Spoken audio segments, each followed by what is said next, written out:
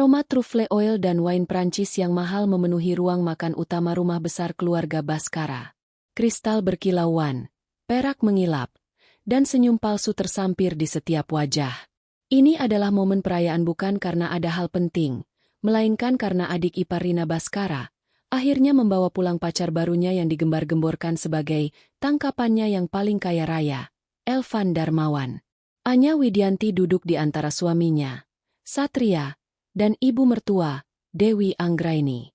Ia mengenakan dress dari butik lokal sederhana, memilih kenyamanan dibanding kemewahan yang dipertontonkan. Tasnya, hadiah ulang tahun dari Satria beberapa tahun lalu, adalah kulit asli dengan desain klasik, jauh dari merek-merek mencolok yang dibawa oleh Rina dan Elvan. Satria, yang seharusnya menjadi jangkar bagi Anya, justru tampak gelisah. Dia tahu istrinya berbeda. Anya tenang, berpendidikan tinggi, namun tidak pernah mau terlibat dalam perlombaan pamer kekayaan keluarga Baskara. Satria sesekali meremas tangan Anya di bawah meja, seolah meminta istrinya untuk bersabar. Saat hidangan utama, Wagyu A5, disajikan, Ibu Dewi memulai.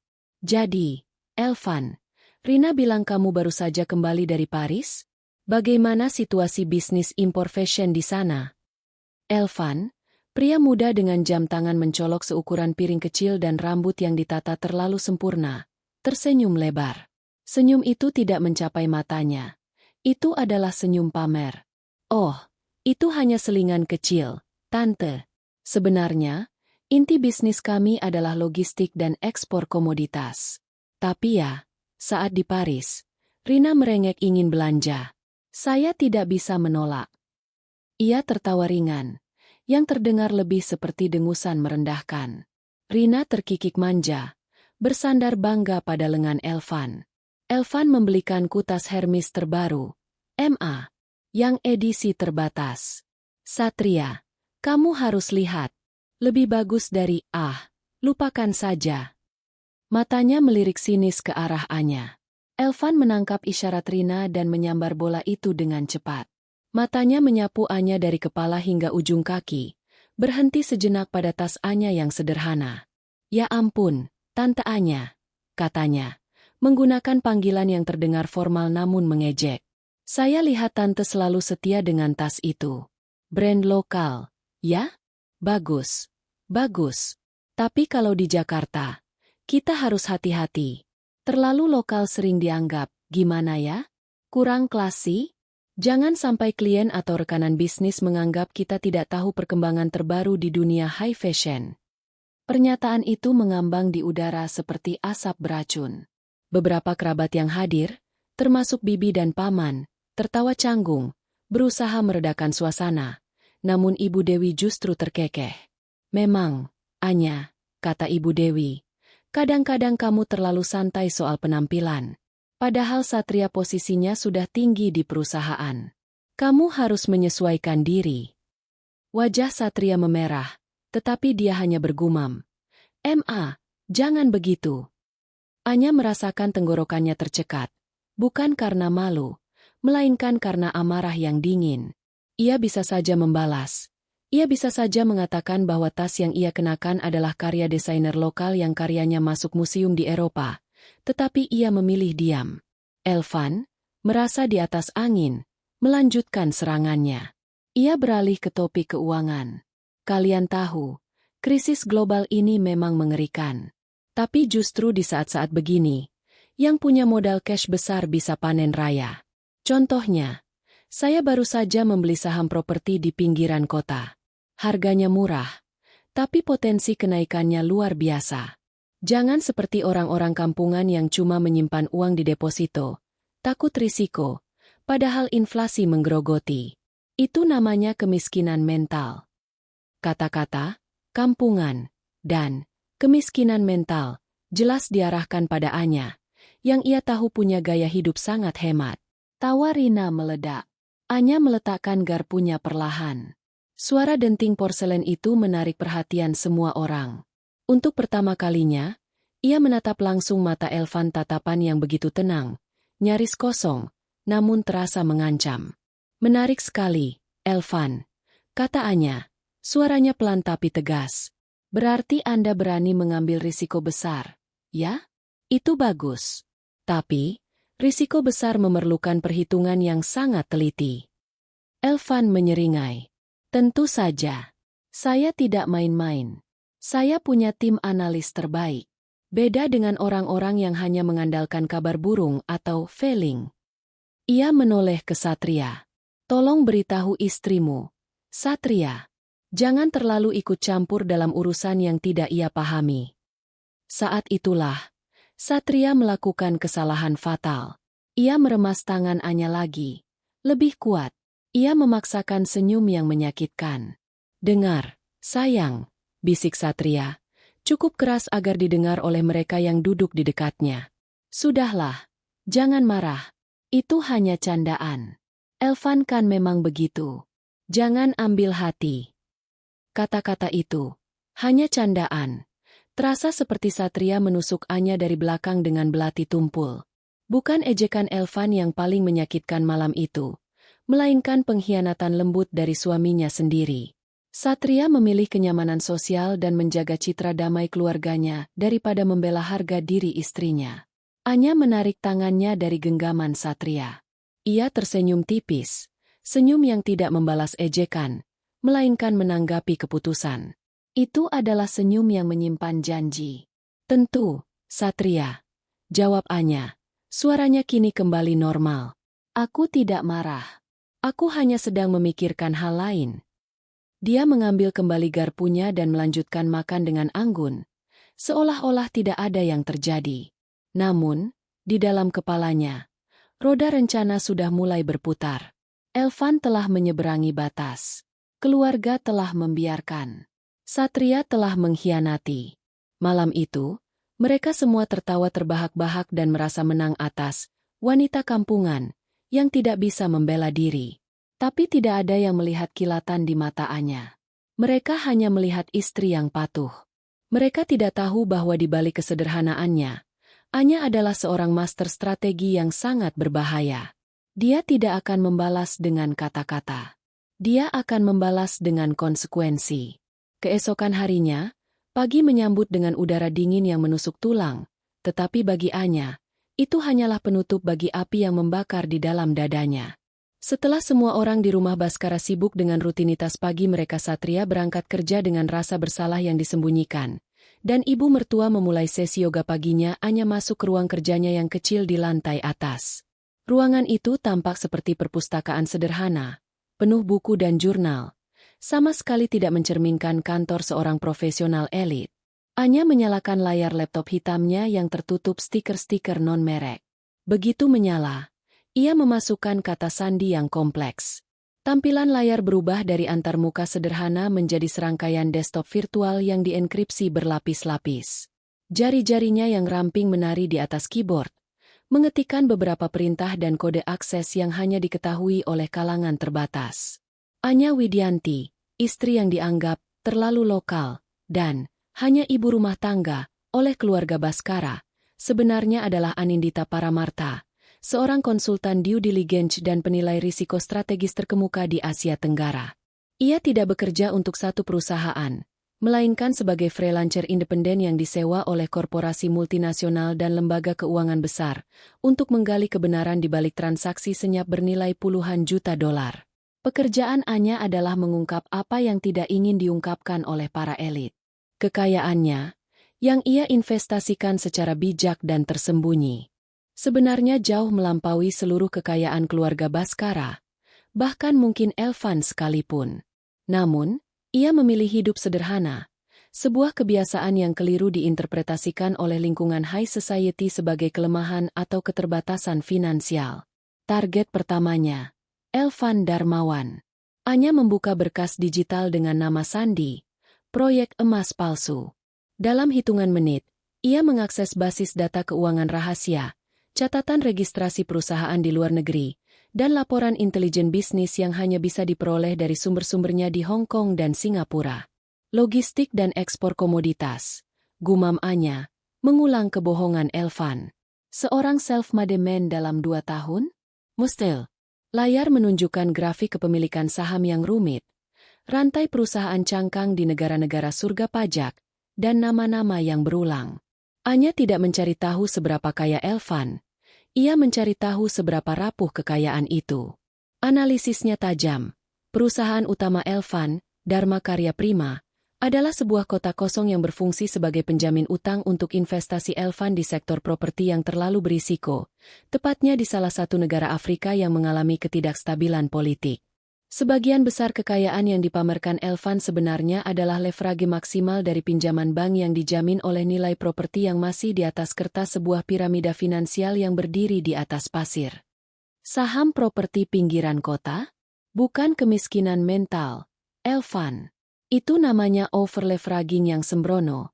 Bisik Anya sambil tersenyum dingin. Yang paling menarik adalah Proyek X. Investasi tunggal yang menjadi penyelamat atau peruntuhan bagi seluruh kekayaan Elvan. Proyek ini sangat bergantung pada izin ekspor vital yang harus dikeluarkan oleh sebuah kementerian di Jakarta dalam waktu 4 minggu. Tanpa izin itu, seluruh piramida Elvan akan runtuh. Inilah titik lemahnya. Bukan pada fashion atau kekayaan masa lalu, melainkan pada masa depan yang rapuh. Anya menyandarkan punggungnya. Rencananya mulai terbentuk, tidak berdasarkan emosi, melainkan berdasarkan logika bisnis yang dingin. Ia tidak akan menyerang Elvan secara pribadi. Itu terlalu mudah dan kotor. Ia akan menyerang satu-satunya hal yang Elvan sembah, citra dan status finansialnya.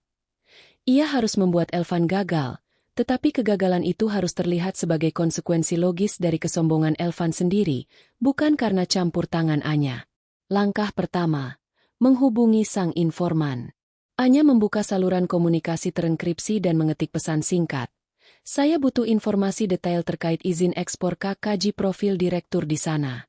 Prioritas, konflik kepentingan. Dalam hitungan detik, balasan masuk. Siap, Nyonya. Berapa jam batas waktunya? Anya melihat jam tangannya. Jam tangan kulit yang tampak biasa saja, yang sebenarnya adalah model vintage Patek Philippe yang sangat langka. 12 jam, tulisnya. Lalu ia beralih ke layar lain. Ia mencari data tentang proyek warisan keluarga Baskara. Ia harus mengantisipasi pergerakan Elvan dan memastikan keluarga Baskara tidak terseret dalam kehancuran yang ia rencanakan untuk Elvan. Ia harus menyelamatkan mereka dari Elvan, bahkan jika mereka tidak berterima kasih atas candaan yang mereka buat. Anya menyadari, Satria dan keluarganya meremehkan dia karena ia memilih kesunyian. Ia memilih kerendahan hati. Mereka mengira ia tidak mampu, padahal ia hanya tidak mau memamerkan kuasanya. Kini, karena mereka telah mendorongnya ke tepi jurang, ia tidak punya pilihan selain menunjukkan siapa Anindita Paramarta sebenarnya. Jika Elvan menertawakan tasnya, Anya akan memastikan ia kehilangan bisnisnya. Jika Satria menganggapnya candaan, Anya akan memberinya pelajaran tentang harga diri yang tidak bisa dibeli dengan uang atau diredam dengan kata-kata manis. Anya mematikan laptopnya. Cahaya biru itu menghilang, dan ia kembali menjadi Anya Widianti yang tenang. Ia keluar dari ruangan, mengambil tas kulit lamanya, dan tersenyum. Makan malam keluarga berikutnya tidak akan diakhiri dengan tawa. Itu akan diakhiri dengan keheningan dan perhitungan. Keluarga Baskara akan segera mengetahui bahwa wanita yang mereka sebut kampungan adalah penyelamat yang paling cerdas dan sekaligus hakim yang paling dingin. Kejadian di meja makan malam menjadi prolog pahit yang berlanjut ke dalam drama bisnis keluarga Baskara. 3 hari setelah penghinaan itu, rumor yang sudah lama beredar di antara kerabat kian menguat. Perusahaan properti keluarga, yang didirikan oleh mendiang ayah Satria, menghadapi krisis likuiditas mendadak. Ada warisan tanah berharga yang harus segera dikembangkan, tetapi dana yang tersangkut dalam proyek lain tidak bisa ditarik tepat waktu. Jika masalah ini tidak teratasi, mereka harus menjual aset dengan harga jatuh, sebuah aib besar bagi nama Baskara. Ibu mertua, Dewi Anggraini, kini terlihat 2 kali lebih tua dari usianya. Satria dan Rina terus berdebat di ruang tamu, menyalahkan divisi keuangan, menyalahkan pasar, tetapi tidak menemukan solusi. Aura keputusasaan mulai menyelimuti rumah megah itu. Di tengah suasana kelam ini, Elvan Darmawan masuk seperti pahlawan berkuda putih. Ia datang bukan dengan tas Hermes, melainkan dengan map kulit berlabel emas.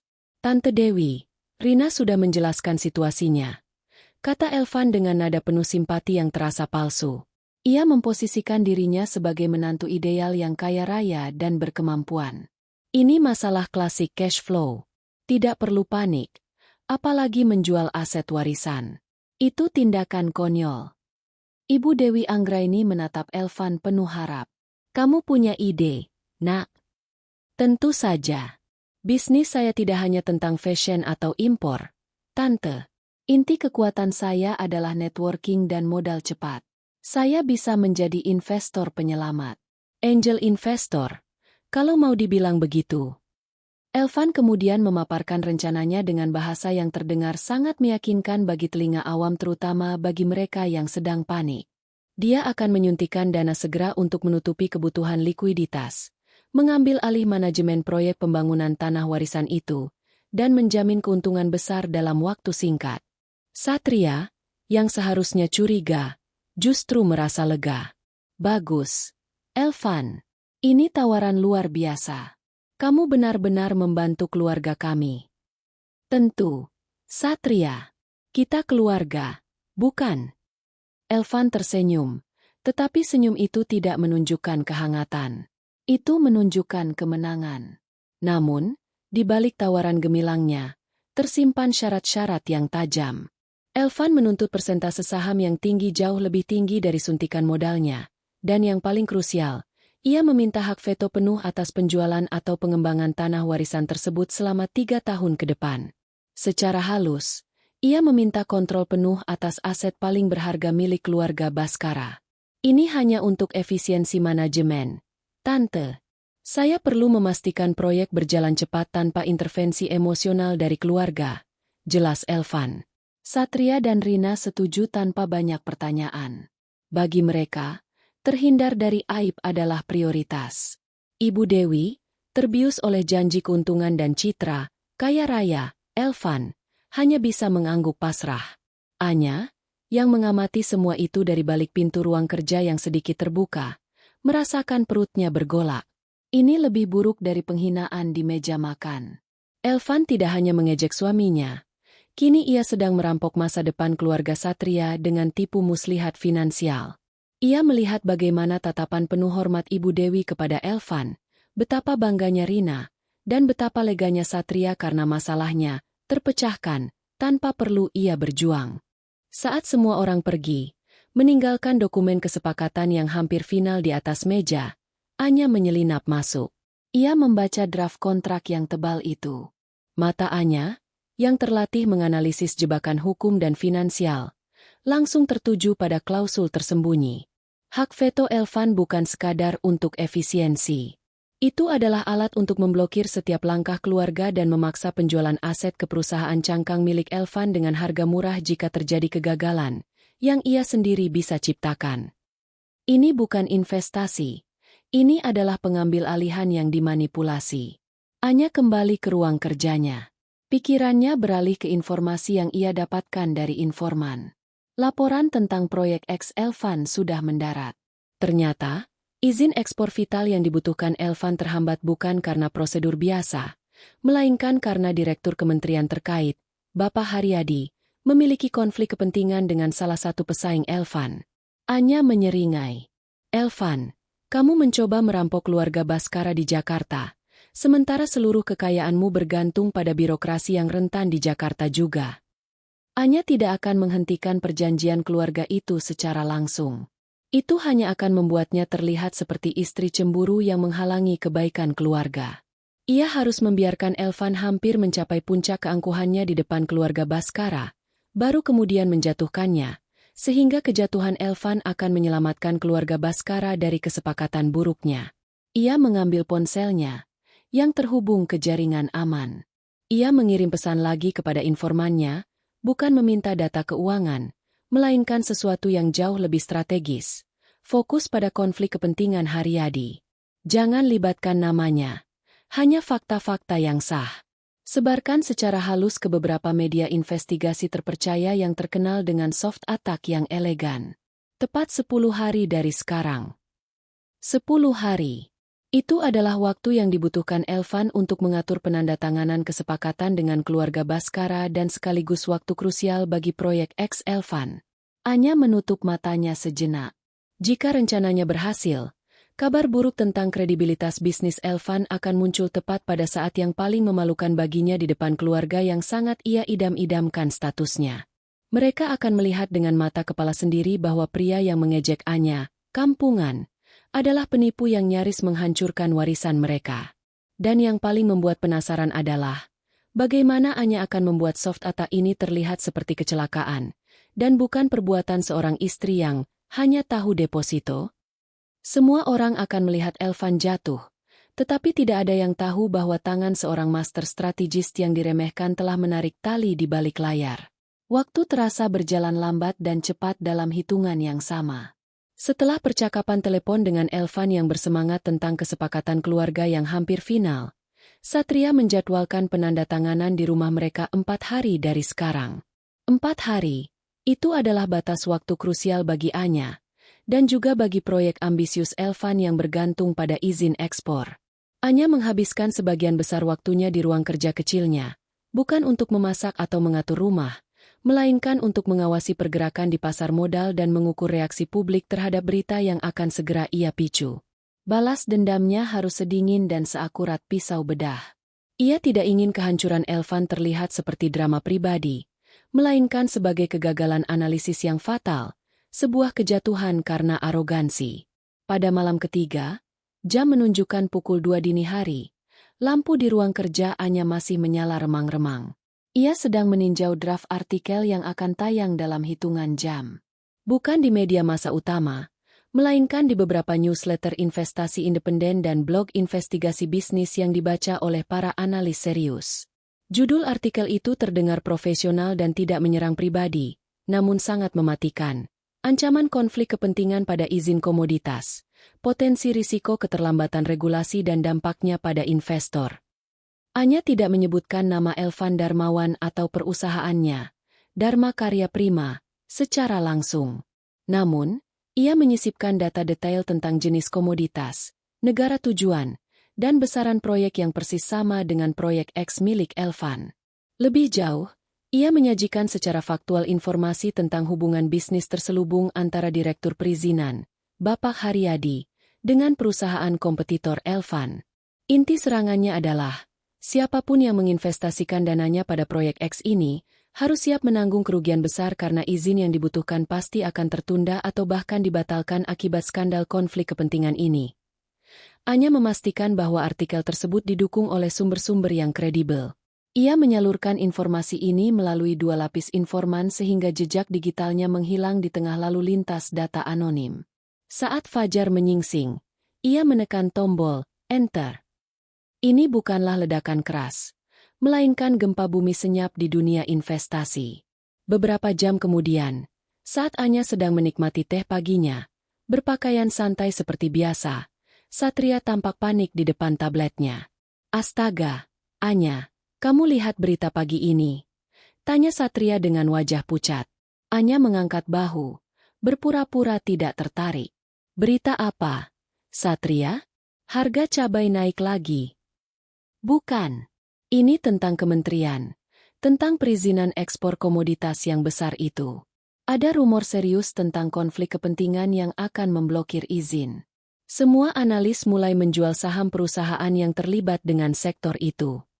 Anya menyesap tehnya dengan tenang. "Oh ya? Bukankah itu biasa dalam bisnis? Risiko regulasi." "Tidak biasa, sayang. Ini kritis. Coba tebak siapa yang sangat bergantung pada izin itu? Elvan. Proyek yang dia andalkan di Afrika itu, yang dia bangga-banggakan, persis seperti yang dijelaskan di artikel ini. Kalau izinnya tertunda, seluruh likuiditasnya macet. Dia tidak bisa mencairkan dana investasinya."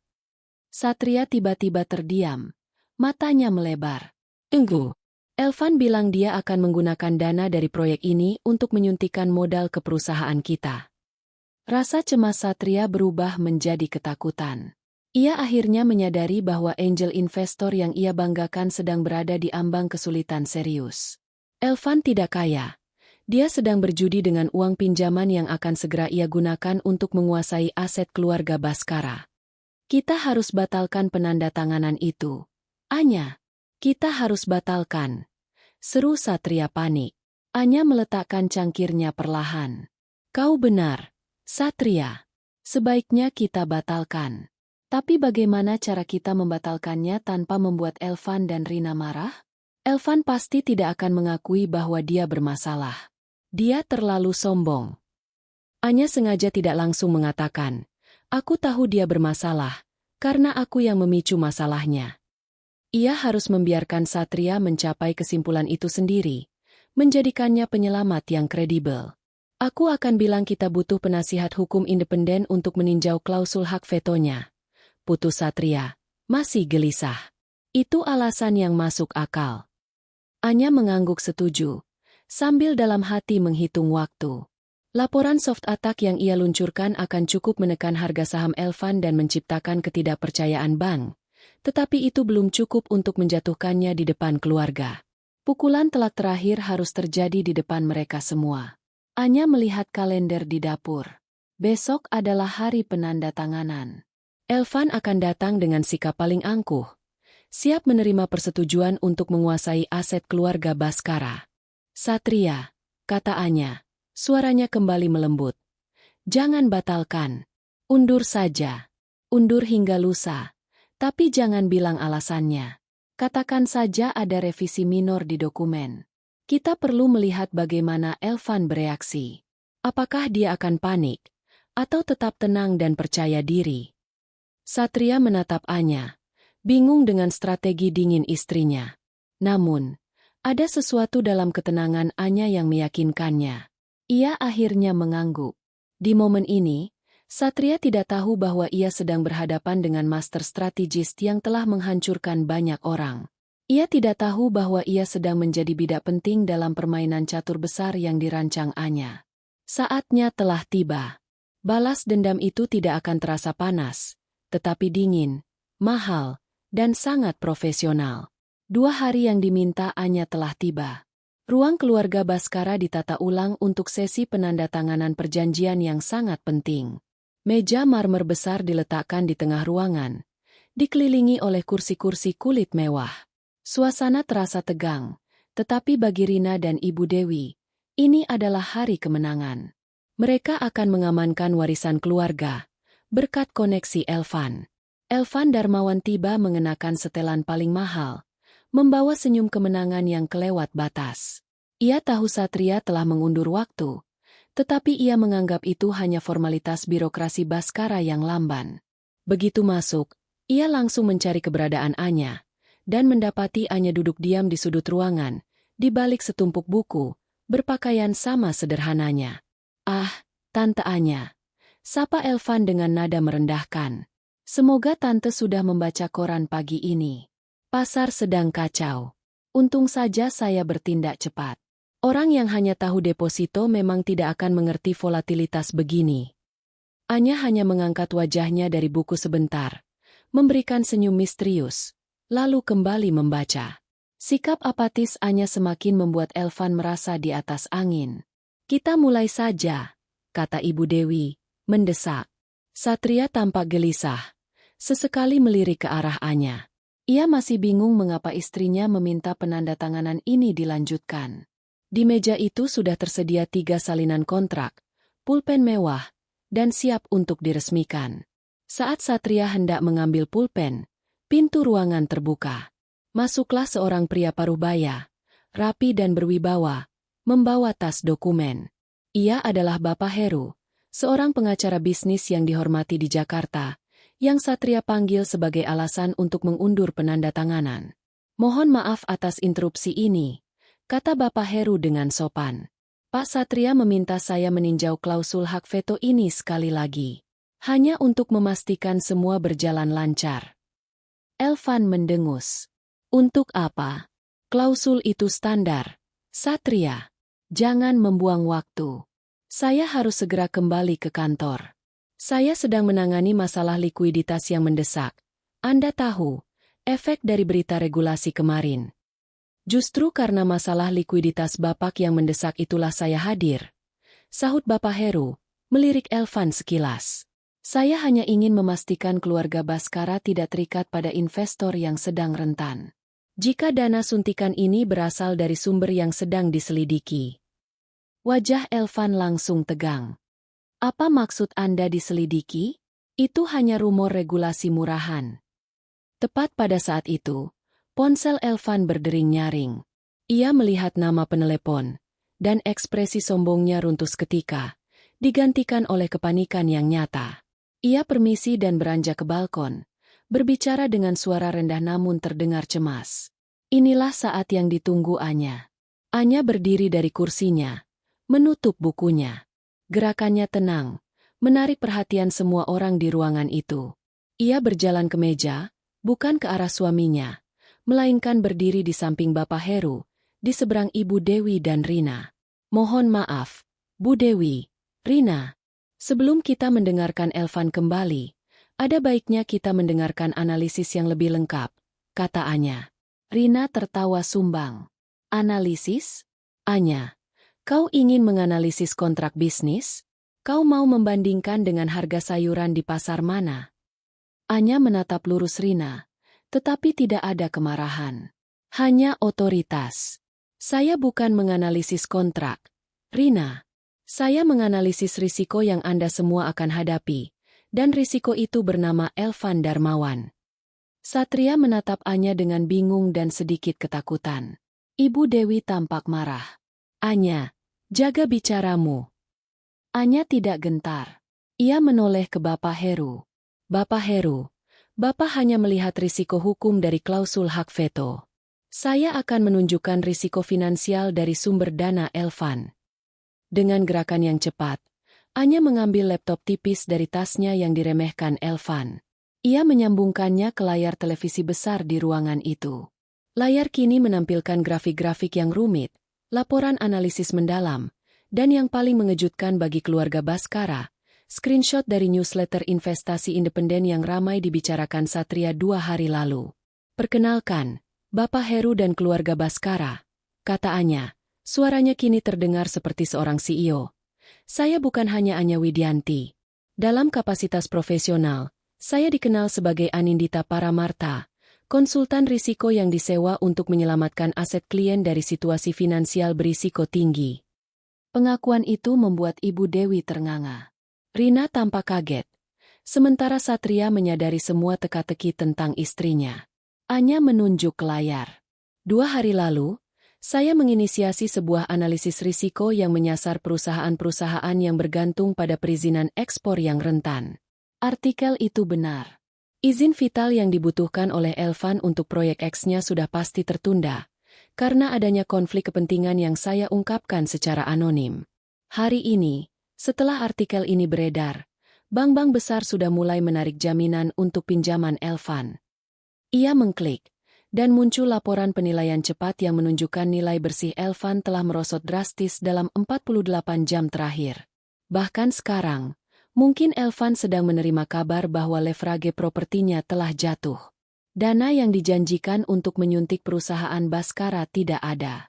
Itu hanya dana pinjaman yang seharusnya cair dari proyek X. Tiba-tiba, Elvan masuk kembali dari balkon. Wajahnya benar-benar pucat dan berkeringat. Ia melihat layar dan Anya berdiri di sana. Matanya dipenuhi amarah dan ketakutan. Kamu yang melakukannya? Teriak Elvan, menunjuk ke layar. Ia tidak lagi peduli dengan sandiwara. Kamu yang membocorkan laporan itu. Aku tahu kamu. Anya menoleh ke Elvan. Saya hanya mempublikasikan fakta yang sudah ada. Elvan, kegagalan Anda adalah konsekuensi dari overleveraging dan manajemen risiko yang buruk, bukan sihir.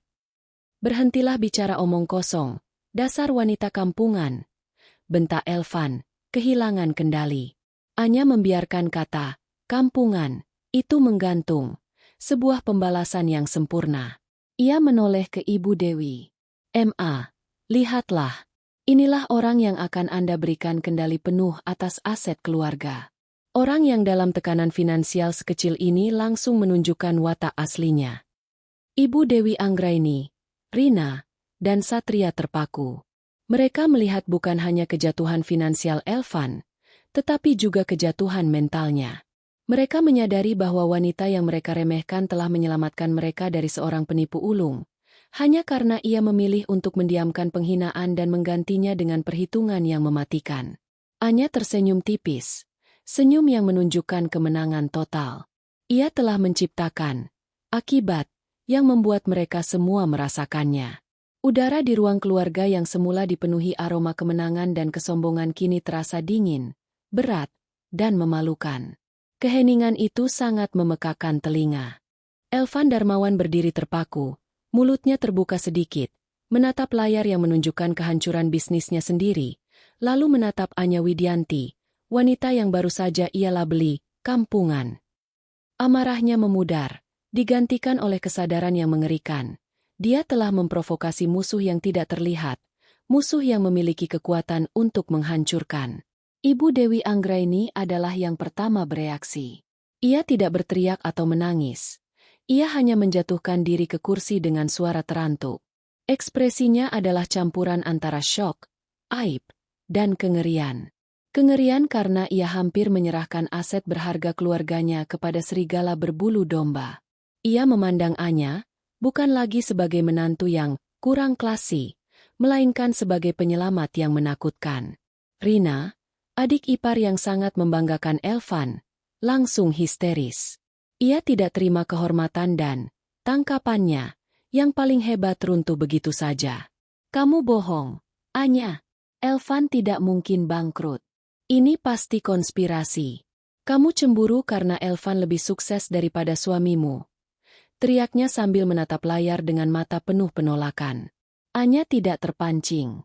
Ia menarik flash drive dari laptopnya dan menyerahkan laptop itu kepada Satria. Semua datanya ada di sana. Satria. Bukti overleveraging, risiko hukum, dan klausul rahasia pengambil alihan. Anda bisa meninjau semuanya. Elvan, melihat Satria menerima laptop itu, tahu permainannya berakhir. Reputasinya di lingkaran elit Jakarta hancur, dan yang terburuk, ia dipermalukan di depan calon keluarga mertuanya. Ia melirik Rina yang masih menangis.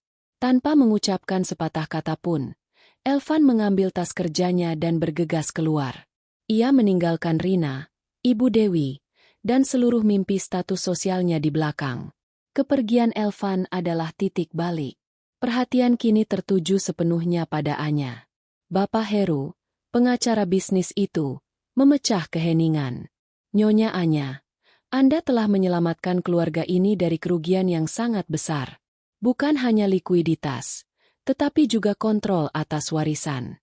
Analisis Anda, atau Anindita Paramartha, jauh melampaui apa yang kami lihat di permukaan. Ibu Dewi mengangkat wajahnya yang layu. Ia menatap Anya. Rasa hormat yang mutlak kini mendominasi pandangannya. Anya, kenapa? Kenapa kamu tidak pernah bilang kamu sekuat ini? Anya membalas tatapan ibu mertua dengan tenang. Saya selalu berpikir, Ma, bahwa tindakan harus berbicara lebih keras daripada kata-kata. Lagi pula, saya tidak ingin status atau pekerjaan saya menjadi alasan untuk diterima. Saya ingin diterima karena diri saya. Tapi, ketika harga diri dan aset keluarga dijadikan candaan, saya harus bertindak dengan bahasa yang paling mereka pahami, konsekuensi finansial. Di sisi lain, Satria Baskara tenggelam dalam penyesalan yang mendalam. Ia menjauh dari meja marmer itu, ke sudut ruangan. Ia melihat istrinya, yang ia anggap hanya seorang ibu rumah tangga yang perlu ia lindungi dari ejekan sosial, kini berdiri tegak sebagai pahlawan yang tidak meminta pujian, dan lebih parah, yang ia abaikan saat ia paling membutuhkan dukungan. Satria berjalan perlahan mendekati Anya. Matanya berkaca-kaca, bukan karena kehilangan aset, tetapi karena ia menyadari betapa jauhnya ia telah meremehkan dan menyakiti istrinya. Anya. Satria memulai. Suaranya tercekat. Ia tidak tahu harus mulai dari mana. Aku minta maaf. Tentang malam itu. Saat aku bilang, hanya candaan. Anya menoleh, ekspresinya melunak sedikit, tetapi tetap berjarak. Aku tahu kamu tidak marah, Anya. Tapi yang kamu lakukan sekarang ini menunjukkan betapa bodohnya aku. Aku tidak membelamu. Aku tidak melihat keahlianmu. Aku tidak menghargai pilihanmu untuk hidup sederhana. Aku justru membiarkan mereka, membiarkan Elvan, menyebutmu kampungan, hanya karena aku takut berkonfrontasi dengan keluargaku sendiri. Satria menundukkan kepalanya. Aku minta maaf karena meremehkanmu. Aku minta maaf karena aku pengecut. Rina yang semula menangis kini terdiam. Ia juga mulai menyadari betapa bodohnya mereka semua. Ejekan mereka tentang tas dan deposito kini terdengar hampa di hadapan penyelamatan bernilai jutaan dolar. Anya meletakkan tangannya di lengan Satria. Gerakannya penuh kelembutan, tetapi kata-katanya penuh ketegasan. Aku menghargai permintaan maafmu, Satria. Tapi ini bukan tentang dendam. Ini tentang batas. Ketika aku diejek, aku bisa mengabaikannya. Tetapi ketika penghinaan itu membuatmu lengah dan hampir menghancurkan aset keluargamu, aku harus bertindak. Aku tidak marah. Aku hanya memastikan, candaan, itu tidak pernah terulang lagi. Ibu Dewi dan Rina memandang interaksi suami istri itu. Mereka melihat fondasi baru dalam hubungan Satria dan Anya, fondasi yang kini dibangun di atas rasa hormat yang didapatkan dengan sangat mahal. Anya telah memenangkan pertarungan bukan dengan emosi, tetapi dengan kekuatan senyap yang membuat seluruh keluarga Baskara merasakan konsekuensi dari meremehkan orang lain. Mereka kini tahu bahwa di balik kesederhanaan Anya, ada otak cemerlang yang mampu mengendalikan pasar dan menyelamatkan mereka. 6 minggu berlalu sejak kejatuhan Elvan Darmawan dan pengungkapan identitas ganda Anya Widianti sebagai Anindita Paramarta. Kekacauan finansial keluarga Baskara telah mereda sepenuhnya. Anya tidak hanya menganalisis risiko, ia mengambil peran sebagai konsultan restrukturisasi, merombak perjanjian warisan keluarga dengan kecerdasan yang membuat pengacara bisnis sekelas Bapak Heru pun terkesima. Ia menyelamatkan aset mereka, menyingkirkan semua klausul jebakan yang dibuat Elvan, dan menempatkan proyek pembangunan warisan di jalur yang benar. Elvan telah menghilang dari lingkaran sosial, perusahaannya menghadapi likuidasi, dan Rina Baskara, yang reputasinya ikut tercoreng, kini menjalani hari-harinya dalam kesunyian yang pahit. Keluarga Baskara mengadakan makan malam lagi. Bukan perayaan besar, hanya pertemuan intim untuk membahas perkembangan proyek dan, secara implisit, untuk secara resmi mengukuhkan posisi Anya. Suasana kini berbeda total. Ruangan itu masih dihiasi kristal dan perak, tetapi udara tidak lagi dipenuhi kesombongan, melainkan rasa hormat yang kaku. Ketika Anya memasuki ruangan, mengenakan gaun yang sama sederhananya dengan yang ia kenakan saat penghinaan, semua orang termasuk Ibu Dewi dan Rina langsung berdiri. Anya, silakan duduk di sebelah Satria, ucap Ibu Dewi. Suaranya dipenuhi ketulusan yang belum pernah ada sebelumnya. Ia bahkan menggeser kursinya agar Anya lebih nyaman. Anya tersenyum tipis dan duduk. Ia menyadari pergeseran kekuasaan yang sunyi itu. Ejekan yang diterimanya telah menghasilkan sesuatu yang jauh lebih berharga daripada permintaan maaf. Otoritas. Saat hidangan penutup, Ibu Dewi mengeluarkan sebuah amplop tebal. Anya, katanya. Tangannya sedikit gemetar. Kami tahu, jasa dan kecerdasanmu tidak ternilai. Kami telah menyiapkan kompensasi yang layak untuk pekerjaanmu sebagai konsultan kami. Anya melihat amplop itu, tetapi tidak mengambilnya. Ia menatap Ibu Dewi dengan tatapan lembut namun tegas. Terima kasih banyak, Ma. Kata Anya. Saya menghargai niat baik ini. Tetapi, saya melakukan itu bukan untuk kompensasi. Proyek ini adalah warisan Satria. Saya melakukannya sebagai seorang istri dan bagian dari keluarga. Penolakan Anya membuat semua orang terdiam. Uang, ternyata, bukanlah mata uangnya. Rina, yang sepanjang malam menundukkan kepala, akhirnya angkat bicara, suaranya serak. Anya, aku sungguh minta maaf. Kami semua. Kami sangat bodoh. Kami meremehkanmu karena fashion dan pilihan hidupmu, padahal kamu yang menyelamatkan kami. Anya menoleh ke Rina.